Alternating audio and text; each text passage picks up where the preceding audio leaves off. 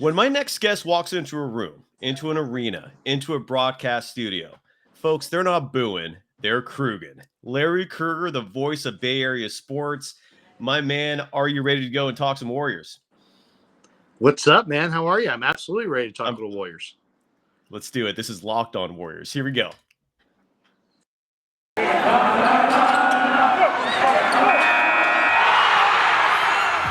are Locked On Warriors, your daily Golden State Warriors podcast. Part of the Locked On Podcast Network, your team every day. Thank you for making Locked On Warriors your first listen every day. We're free and available wherever you get podcasts. You can follow Larry Krueger on Twitter at SportsLarryK, and you can follow me on Twitter at DogSurfRoadShow. Larry, how are you doing, my man? You've got a YouTube show now. Like you've advanced, you've evolutionized, you've adapted to the modern media landscape. I want to show people, for those who are watching this on YouTube, I'm going to show your YouTube page right now. It's the Krueg Show. How's that going, man? How's this venture? How are you feeling being on entirely on the internet right now? I'm loving it, man. It's been a lot of fun. I mean, it's, I've got a great home studio. I've got a couple sponsors, got some digital editors, I'm talking to people I want to talk to. Yes. Chatting with people. We're going to figure out a way to take some calls.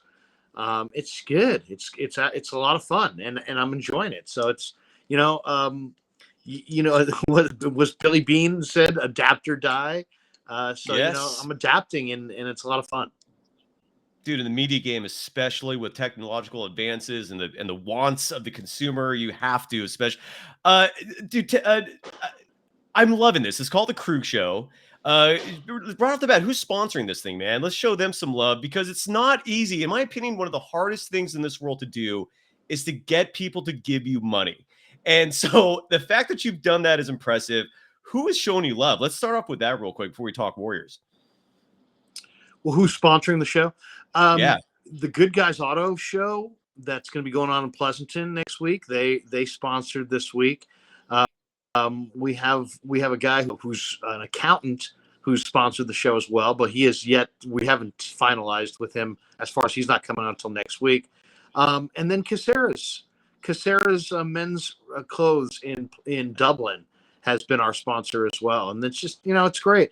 The nice thing about, doing radio all those years, you get a chance to meet a bunch of sponsors and you get a chance to kind of hear about their businesses and how they grow their businesses and how they use advertising to grow their businesses. And the fact that, so many of them are loyal to me and is an awesome thing. And I can't wait for what the future brings on that front.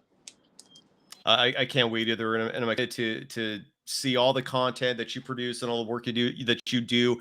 And you obviously don't have to comment on what I'm about to say, but the acumen of the management of KNBR has to be incredibly questionable if they're deciding that I don't know what the decision was, but the fact that you're not a part of it, not very smart. And I'll leave it at that. The only thing that's missing here is me. I see John Chapman. I see Andrew Abel, Ryan Covey, friendly guy. I love him, but my feelings a little hurt here, dude. When am I coming on your show? I want to talk Warriors with you, dude. What's going on? You want to be on? Hell yeah, of course. I want to be part of the Krueg Show. I'm feeling left out, dude. Bring me on, please. Seriously, you'll be on this weekend. Done. You could be our Warrior correspondent, man. I'd love to Anytime. talk Warrior playoffs with you. We can do it nightly if you want, man. Dude. You and I go way back, dude. Whatever you want to do, let's do it.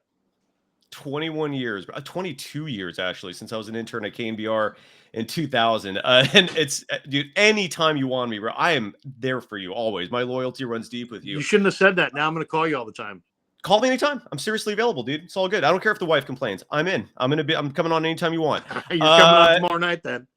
Deal. We're doing it. Let's shift gears here. The Warriors. It's been a crazy couple games. That Celtics game was just, there was no positive way to spin that. I mean, there are maybe some things you could spin in a nice light.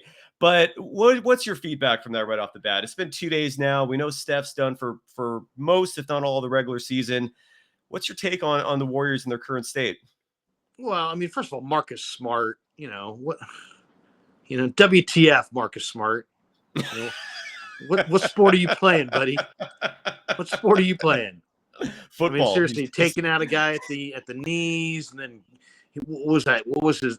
I mean, I've seen worse kicks in the UFC. I mean, that was ridiculous. That was Bruce Lee, dude. That kick on Clay that's not basketball, bro. No. So I don't know what he was doing. But as far as the Warriors go,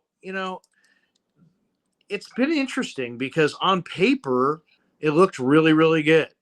Mm-hmm. But now it doesn't look as good because now you've got Steph doesn't look like Steph, and Draymond's got a back issue, and Clay's back, but is he really Clay? And Kuminga and Moody have a nice future, but what are they going to do this year? And Wiseman, I mean, it's freaking St. Patrick's Day, and Wiseman is not even established. So, I mean, realistically, you can't expect anything out of him.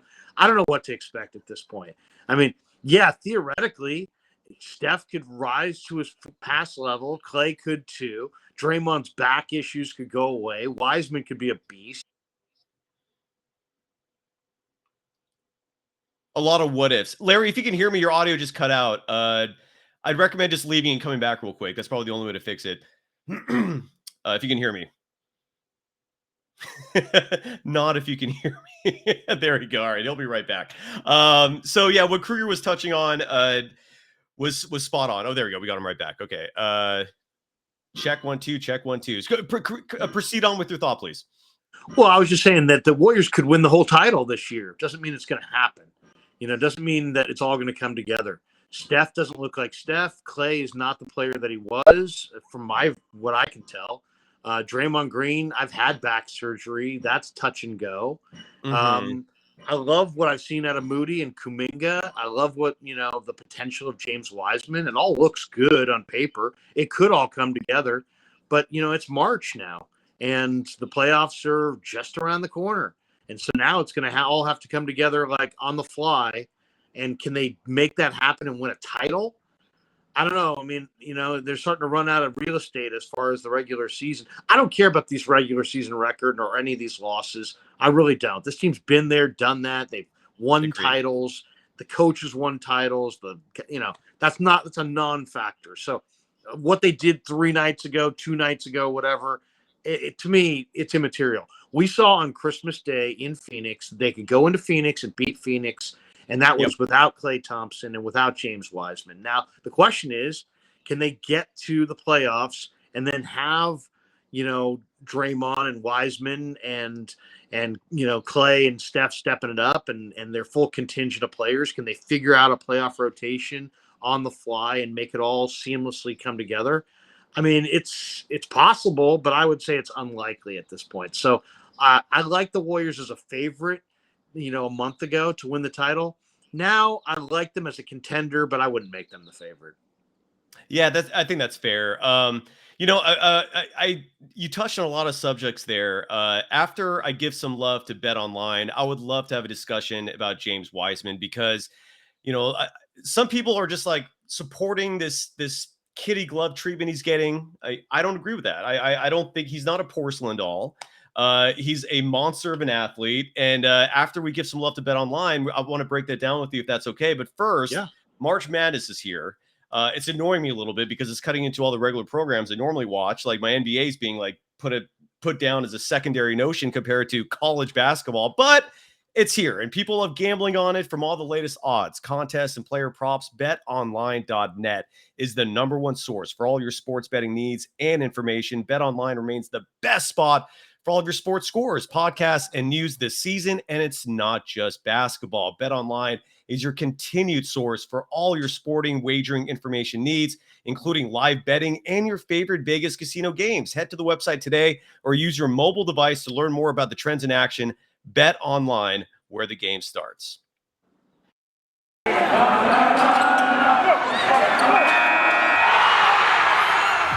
are Locked On Warriors, your daily Golden State Warriors podcast.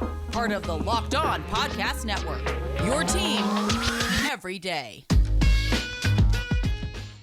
Thank you for making Locked On Warriors your first listen. For your next listen, check out the Locked On Now podcast. Nightly recaps of every NBA game with analysis from our local experts is free and available wherever you get podcasts. You can follow Larry Krueger on Twitter at SportsLarryK, and you can follow, or rather subscribe to his podcast by simply looking up The Krueg Show on YouTube.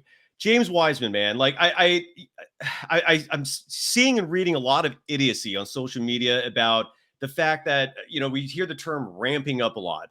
I hear people still mentioning the 3 college games he's played. He played 39 regular season games last year. His numbers last year in 21 minutes of play on average exceed Kuminga's numbers.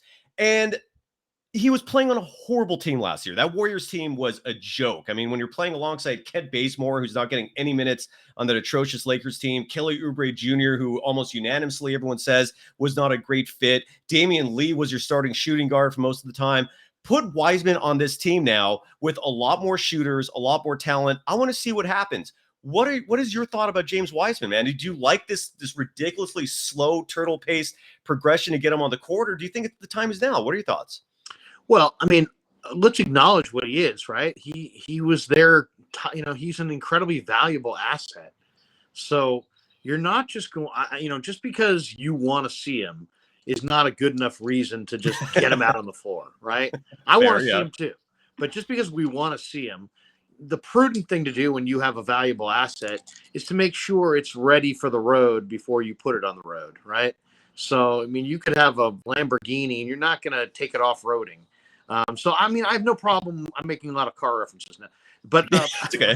I would say I'm sold that James Wiseman's a good player. It's just and I've heard him verbalize the game plan, right? Run the floor, defend the rim, finish at the rim, challenge shots, rebound, defend. Yes. That's Keep what he things needs simple. That's what he needs to do, and he knows it. So I don't see any way how he can't be successful. I mean, he's too good of an athlete. Now, if he's got Greg Oden's knee, if he's got some kind of debilitating chronic knee problem, now we're talking about something else. But if the meniscus is just kind of an odd, lengthy rehab, and this guy's going to have a great long career, to me, it's all only about health. I'm not worried about him between the ears. I'm not worried about his athleticism. I'm not worried about can he do what they want him to do? Does he understand his role? None of that. I mean, he's going to be a stud. He's going to be great. It's going to be fantastic. I agree. And you don't put him out there until he's ready. It's frustrating though, and it makes you wonder if you bought a lemon, when you can't get him out on the out on the court, and you're like, well, what the hell is this guy going to have knee problems his whole career? Is this guy Greg Oden? I mean, if you can tell me he's not Greg Oden, he doesn't have some debilitating knee problem that's going to derail his whole career, then I would just say, hey, let's all just chill out, be patient. He'll eventually get out there and start kicking some ass. But here's my question to you: like, how do you define ready? Like his knee has to be. You could deduce that his knee is healthy enough, given that he's about to play his 4th game with the Santa Cruz Warriors, so he's healthy enough to play. He was, and the team felt strongly enough about him last year to start him on opening night, if I'm not mistaken, or at least somewhere close to that. He played 39 games last year and only stopped playing because of his injury. So what do you think he needs to be, quote unquote, ready when he's already playing G League games and he played 39 games last year? Well, I mean, I would just make sure at this point, how does he feel? Talk to him. Does he feel like he's in rhythm? Does the coach at Santa Cruz feel like he's in rhythm? Do they feel like he's in rhythm? Is he ready for the minute workload that they want to throw at him? I'm sure they're not going to overburden him, but I think it's time. I mean, how many regular season games are left? 11 or 12. Let me look that up real quick. It's either 11 or 12. I would say he probably could use 10 NBA regular season games to, get ready for the real season, as Charles Barkley would actually say, the second season.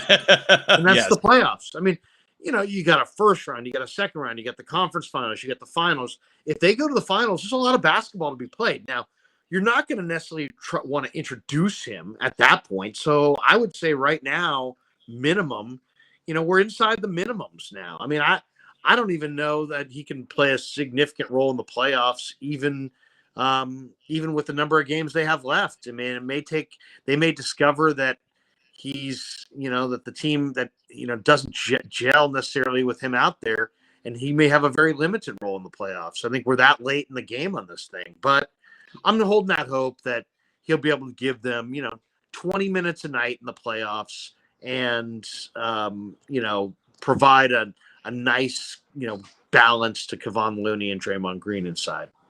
Absolutely, man. And I'm with you. Like, the sooner you get him out there, the sooner you can determine if he's a player who can contribute for you in the postseason. Because until then, you have no idea. And I don't think you should throw him out to the Wolves in round one of the playoffs, as opposed to these it's 12 games left, and starting with Sunday night against the Spurs. Larry, I got to ask you this, man. You are an insider. You've clearly interviewed Bob Myers a ton, and you have a great relationship with the Warriors. I'm going to assume that, but I hope it's true. What are your thoughts? Like, what grade do you give the front office this year, and why? And I'll follow up after what you say. But what are your thoughts on the front office and the decisions they made this year? I love the decisions they've made this year. I mean, what's not to love? I mean, they were looking at who's the guard? It was Avery Bradley, who they cut. Avery Bradley. They were looking at Avery Bradley. They, Bob Myers stared Draymond and Steph and Clay down. They wanted Avery Bradley, and he said, "No, I want GP2." And that right there was a huge move. GP2 is awesome. He's one of the greatest defensive players in the league. So that was a great move. Drafting Jonathan Kuminga and not overthinking it when he fell into their laps, that was a great move. And I knew it at the time, too. I said it at the time. I loved Kuminga. Kuminga has an absolutely perfect frame for the game, and he's a great kid, and he works hard, and they don't have anybody like him, and he can finish at the rim, and he can defend bigger guys. So that was a great pick. And then, I'm sure they would, you could tell by the reaction in the war room when Joe Lacob has a terrible poker face. The guy's a billionaire, but he's got a terrible poker face. When Chris Duarte went off the board, he was pissed. He wanted Chris Duarte. All right. Sorry, Moses Moody. You probably should know this. Your owner wanted Chris Duarte. All right. But Duarte went in front, and they wound up with Moody. And Moody's nice. Oh, he is. I mean, Moody's nice. I mean, he's got an injury now that is a little concerning. But I like Moses. And, Eric Musselman's a buddy of mine, and Musselman's been on, he basically has we've talked a lot about Moses. He loves Moses and thinks Moses can be a great NBA player. So, I love, Otto Porter, great pickup. Bielitsa can't defend anybody, but you know what? He's a pretty good pickup too. And he at least stretches the floor. If he's standing at the 3-point line and nobody's around him, that's still like, situation for the D. You still have to honor him, despite the fact that they when he's on D, they're like, where the hell's Bielitsa? Oh, there he is. Let's go at him. It's like, he's like, he might as well just have a gigantic red X on him that says, take me down to the low block and abuse me. But besides that, I love their offseason. I mean, what move did you want to see him make that they didn't make? I'm gonna explain that to you in just a moment. But first, regarding Bielitsa, if there's anything that guy needs, he needs to eat some Built Bars, because he looks a little chubby out there. He looks a little slow out there. And if he eats some Built Bars, these are protein bars with 17 grams of protein. So shameless. 17 grams of protein, just 4 grams of sugar. That's just an eighth on average, or close to an eighth on average, of the sugar that you get in a typical candy bar, which has on average 30 grams of sugar. Amazing flavors. My favorite is cookies and cream. I love that with my ice cream, and now I love that with my Built Bars. They're all covered in 100% real chocolate. Larry, I'm going to get you some Built Bars so you can try them for yourself. But these are yummy treats. They're the best part that I keep saying repeatedly about them is they make you feel full, because I have a problem sometimes where there's a lot of food in front of me and I don't have the willpower to stop. But if I have a Built Bar, I eat one of those and I'm content. I'm ready to continue on and I'm feeling great about it. So if you go to built.com, use the promo code LOCK15, you can get 15% off your order. Again, the promo code is LOCK15 for 15% off at built.com. And another thing Bielitsa could use, maybe, is Athletic Greens. They sell the AG1.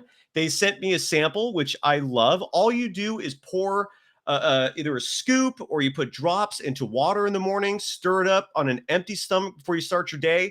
It increases your acumen. It's great for your brain. It increases your digestive health, so you can actually feel better in that regard. It increases your immune system. It's got all sorts of amazing vitamins and minerals that are great for your body. I always bring up my mom and sister with this ad read because they're all about being careful with what you put and consume. You are what you eat, folks. And if you're consuming the AG1 from Athletic Greens, you're going to feel great. And to make it easy, Athletic Greens is going to give you a free 1-year supply of immune-supporting vitamin D and 5 free travel packs with your first purchase. All you have to do is visit athleticgreens.com/NBA network. Again, that is athleticgreens.com/NBA network to take ownership over your health and pick up the ultimate daily nutritional insurance.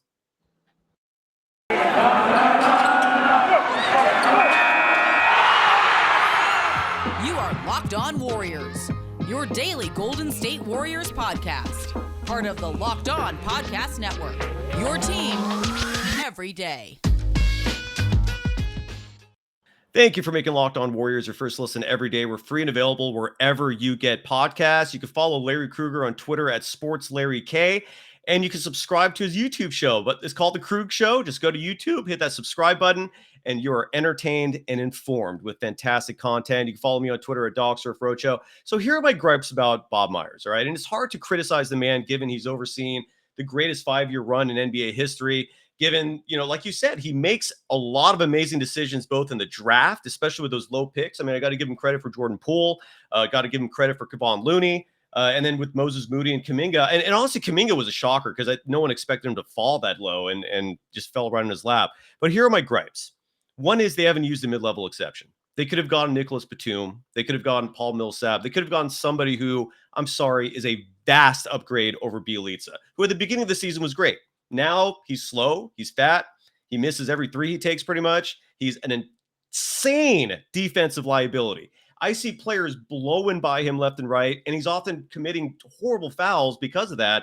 And I think they could have made an upgrade from there. You bring up Gary Payton II, amazing pick, but they almost lost him. They let him go through the waiver wire before they offered him a guaranteed deal. They got lucky no one else picked him up. I do have to give him kudos again, though, for not listening to Steph and Dre and picking him over Avery Bradley.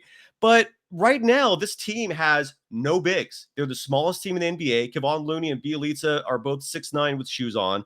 Wiseman still hasn't played a single minute this year. They were inactive at the trade market. They're inactive with the buyout market. They're inactive in picking anybody up to give this team some size. I do think Draymond's injury, you talked about the back thing, when a 6'6" or 6'5", depending on what his height truly is, when a 6'5", 6'6" man is battling 7-footers consistently, that's going to catch up to you. The death lineup's great in the postseason when you're running for 5 minutes, not when you're doing it over 82 games. So I would love your response to that, because that's my gripe. And I don't like the Myers is not that transparent these days. You have to be in the building during shoot-arounds to ask him questions. I want him at press conferences. I want him answering questions from the media. And the lack of transparency coupled with what is possibly a cheap decision-making process that they're following concerns me. Well, I would love your response to that, please. Well, I mean, you got a lot there. Okay, let's break this down. I'm going to push back a little bit here. Please. Nicholas Batum. So your big beef with Myers is that he didn't spend big dollars, and basically, the Warriors tax situation. The Warriors. Yeah. Where do the Warriors sit in payrolls in the NBA? Number one. Number one. Who spends the most money on payroll in the NBA? The Warriors. Number one. All right. So you can't say Joe's a cheap ass. And then if you're Myers, let's talk about that conversation.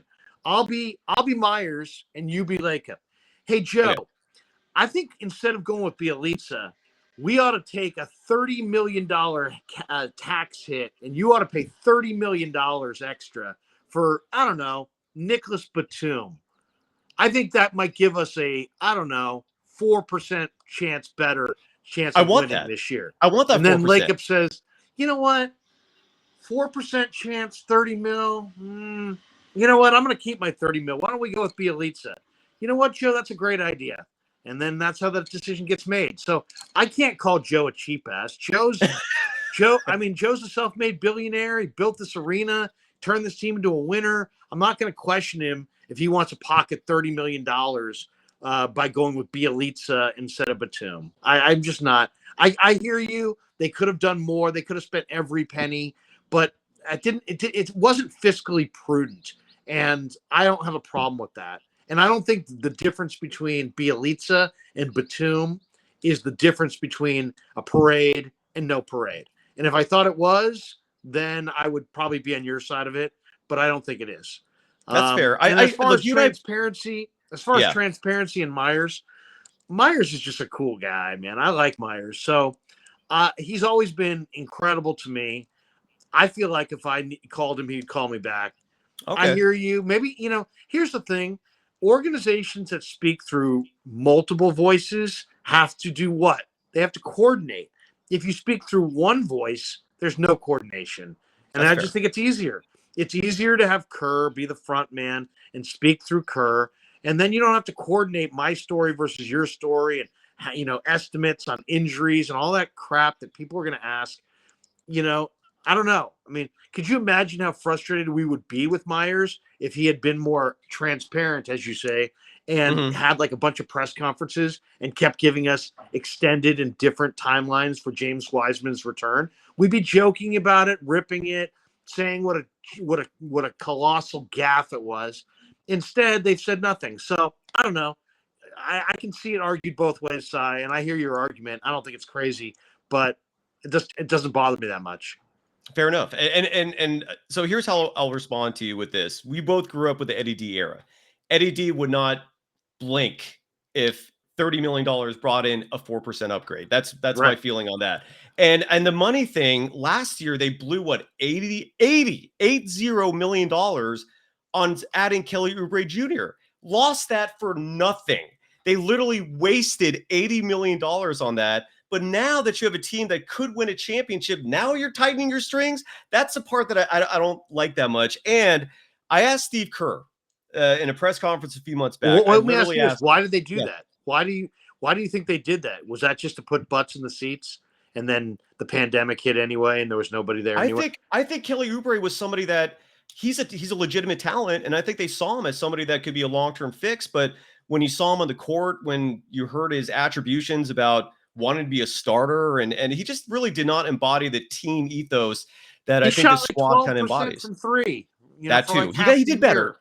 It was a horrible shot start. You're right. You're absolutely right. But again, the point is they were willing to spend the money last year, and then this year when you have a much better team, all of a sudden now you're caring about. I don't know, man. And then I asked Kerr like a few months ago at a press conference. I'm like, what do you think about adding a backup big, since we dubbed no idea when Wiseman's coming? This was like 2 weeks after Kerr publicly said that Gary Payton II was going to be a permanent addition of this team for this year. And then when I asked him about that, he goes, I don't make the personnel decisions. Ask Bob. So I'm like, all right, what am I supposed to do here? So Bob never answers. He's never available for press conferences unless I'm in that building consistently, developing a close relationship with him like you do. I'm never going to get the answers that I want. I still want to know, for example, like Shams Charania tweeted out that Kent Bazemore was offered multiple years and more money to come back to the Warriors, which is a very bad look for Bob Myers. But then I've heard other sources say that that's a BS tweet and that never happened. And Bob Myers did not extend any sort of offer. There's just so many little things as a curious person I would love to know. And I just wish Myers was just a little more available. Look, man, I'm obviously nitpicking to a large degree here, but well, I mean, their roster's so packed with the way they have it set, and it's like, are you gonna, the guy who I would probably kick off the Warrior boat for, they should have gone after Bismack Biyombo that Phoenix got, but they didn't want to give Damian Lee is the roster spot. You probably have to give up for that, and they're like, we like Damian Lee. So, great. You can like Damian Lee, but you're going to like Damian Lee and now have a redundant part instead of a useful backup big. So everything's got a price. You can have people on the roster because you like them, but there's only so many roster spots, and they chose a guy they liked in Lee. And I'm framing it this way, but to me, that's the guy who you say, who are you going to kick off for Bismack Biyombo? I would have kicked off Damian Lee, but they like Damian Lee. Yeah, I hear you. In your opinion, I mean, look, man, and correct me if I'm wrong here, but the regular season is pretty much a wash at this point in terms of the Warriors trying to position themselves for a seeding, right? I mean, and Draymond Green said it best a few weeks back where he said, look, we've lost game 7s at home. We've won game 7s on the road. So the home court advantage thing is just not a high priority for them clearly at this point, especially with Stephen Curry out. But in your opinion, who do you want the Warriors to see in the first round and why? Well, I haven't looked at the map. What are the options right now? I mean, they've fallen. Realistically? Yeah, give me the Denver, realistic options. Denver, Dallas, let's say Minnesota. I'd rather avoid Denver. And Utah. Sorry, and Utah. I'd rather avoid Denver. I'd rather avoid Denver. You know, yes, 100%. I went to the Denver game earlier this year at Chase around the holidays, and Denver smoked them that night. Jokic is a brilliant passer. He's the MVP of the league. You know, you get into the 5-minute mark against them. Michael Malone's already shown he's going to play Hack-a-Looney. So what are you going to do there, right? So Looney can't make free throws. Now you get, you know, I don't want Jokic, and that would be the team I don't want. I guess I'd like to see him play Dallas, even though Dallas is also, I think, better than they were earlier in the year. But I think Golden State, I like that idea better than those other options. I know, man. I don't want to see Denver either. Do you think the Lakers are, if Anthony Davis comes back and he's healthy, are they a threat? No. I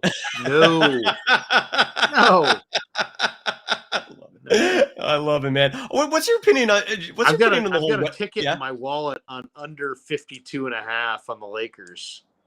That's obviously home. I mean, the Lakers are terrible. The Lakers are, you know, what happens when you let your superstar player be the GM. That's why you don't listen to players always. Just because a guy's got clout doesn't mean he should make out the roster. And the Warriors didn't do it, and it was the right move. The Lakers did do it, and it was the wrong move. If they had traded, instead of for Russell Westbrook, if they just traded for Buddy Hield and didn't, you know, send all their role players packing, maybe re-sign a Caruso. I don't know. He looks pretty good in Chicago right now. You know, they saving money, right? KCP, that's what they did. Yeah, and this team won a title in the bubble, and it counts. And so they had some pretty decent role players, and they shipped them all off because LeBron had some genius moment as he's doing his GM internship, and now they're screwed. Now they're totally screwed. So now I think it's hilarious. Like LeBron is an incredible player, but LeBron the GM cost LeBron the player this year. Yep. 100% agree with you, man. I trust your instincts, Larry. I think you're a highly intelligent individual, and you know sports. Like, you just get it. You've been a former scout, granted not in basketball, but still, it takes a special intellect to truly see the game where you can actually analyze players and analyze schematics in an accurate manner. What are your instincts telling you about this Warriors team? I know we're just picking. This is totally just a random guess here, probably, but what are your instincts telling you, man? Is this a championship team this year? Are you feeling good? Provided Steph comes back and they're healthy. What are your feelings about this Warriors team? I think it's a conference finals team. Not the finals. I don't know. Ooh. I don't know that they can get by Phoenix. You know, even after the Christmas game, like you and I are both on the same page with that Christmas game. Phoenix has gotten better since then, and Phoenix. Yeah. I think Phoenix, they've gotten bigger. They're you know, the one thing that they possess is they have Ayton, and the Warriors don't have a counter for Ayton. And then you still got Paul, who lights it up in the mid range. You still got, you know, the Carolina kid, Cameron Johnson, right? He stripes it from the perimeter. Bridges is a great defender. They've got good size. They've got a great coach. They're going to have home court. I mean, are you beating them? Possibly, but I don't think I'd predict it at this point. I think now, if you said, where do they top out? I think they're going to lose in the conference finals to Phoenix. Oh, I hope you're wrong, bud. I hope I'm wrong too. And guess what? You know, if you've listened to me on the radio for the last couple of decades, I've been wrong a lot. Yeah, but when you're wrong, it's only because you're making guesses like this. The future is unpredictable, man. I mean, I remember I used to sign off the show with "often wrong, seldom in doubt." Don't stop signing off like that. Now people can hear those sign-offs on the Krueg Show. That's right. Just go to Often YouTube. wrong, seldom in doubt. Absolutely. And I'm sure we're going to be seeing you all over the place. You're too much of a talent to just be, down, man. I think we're going to see you all over the place. And shame on your former employer for not recognizing that. Larry, I love you, brother. And again, you can follow Larry Krueger on Twitter at SportsLarryK. You can watch his YouTube show. It's called The Krueg Show. Subscribe to it. Congrats on that Lakers under. You've always been great when it comes to betting with picking the over-unders on win totals. You used to do that with the Giants almost every year. It's impressive. Dude, I want to ask you a Niners question before we go, man. What's going to happen with Jimmy G? Are they going to – do they just have to cut him? Are they just going to hold on to him forever? Like, what do you see happening there? Well, the latest is Watson's going to Cleveland. Yeah. So – oh, not Atlanta? Oh, interesting. Cleveland. No, he's going to Cleveland. Okay. So that means Matt Ryan stays in Atlanta, and that means he's not going to New Orleans. So does New Orleans want Jameis Winston, or did they want Garoppolo? I heard Mike Detillier say that he thinks they probably want Garoppolo. So maybe New Orleans, maybe Carolina, but Carolina doesn't have a second or a third. I don't know. I mean, Baker Mayfield, where does he wind up? Does he wind up in Seattle with Drew Lock? Right. I don't know. Right. I don't know. I mean, I can't think Jimmy's not going to be in Seattle. There's no chance. Then you also have Marcus Mariota floating around out there. Jimmy also, has got a shoulder injury. He makes a lot of money. I don't know, man. It's really an interesting time because, teams need quarterbacks, but this guy also has had shoulder surgery, and you're not going to know until July what his shoulder looks like. And right now, the Niners obviously don't want to give him up and just give him up for nothing. So they're sitting there going, well, maybe we'll bring him back. To me, I think somehow, some way he winds up in either New Orleans or Carolina, probably for like a couple of mid-round picks or maybe a player and a mid-round pick, something like that. I would guess that, and I would think it will happen here in the next week or two. I don't think teams are going to be like, I'm going to wait till the summer, and I don't think the Niners want to get into a position where they show up in camp and Jimmy's there and Lance is. I don't think they want that circus. I think they want the cap room and to be – because really they've already earmarked the cap room side for extensions for Debo and Bosa. So they've got the money that is going to Jimmy spent, and they want to announce extensions for Debo and Bosa. Now, they don't want to announce those extensions until training camp. That's typically the way NFL teams operate. So I'm sure in their mind they, are freewheeling and feel like they can get it done any day between now and maybe on draft day he gets dealt. But I do think he'll go to New Orleans or Carolina for picks at some point. And no chance of what I really want, and I think a lot of people want, which is Tom Brady finishing his career in the red and gold. No chance of that? Doesn't sound like it. I mean, Gronk is going, I saw the other day that Gronk was going to go back to Tampa. So the last thing he's going to do is sign in Tampa, have them trade him, and have Gronk go to Tampa. Now, if you see the Niners sign Gronk in the next 48 hours or something like that, then maybe we should revisit this. But I don't think it's going to happen. I would love to see it because I think he's a perfect, that's the perfect, year. Take a chance at winning a ring. Let Trey sit for one more year. But I don't think they're going to do that. I think they're going to be all in on Trey. And that's fine with me as well. He looked pretty good at the end of the year. And I believe in Trey. I love it, man. Larry, I love you, brother. We'll talk soon. Thanks for coming on. And congrats on the Krueg Show and everything else that's coming to you. We'll talk soon. And that's Larry Krueger. We'll see you on there. Yeah, I'll see you soon. Yes, we'll talk soon. All right. Have a great weekend, DubNation.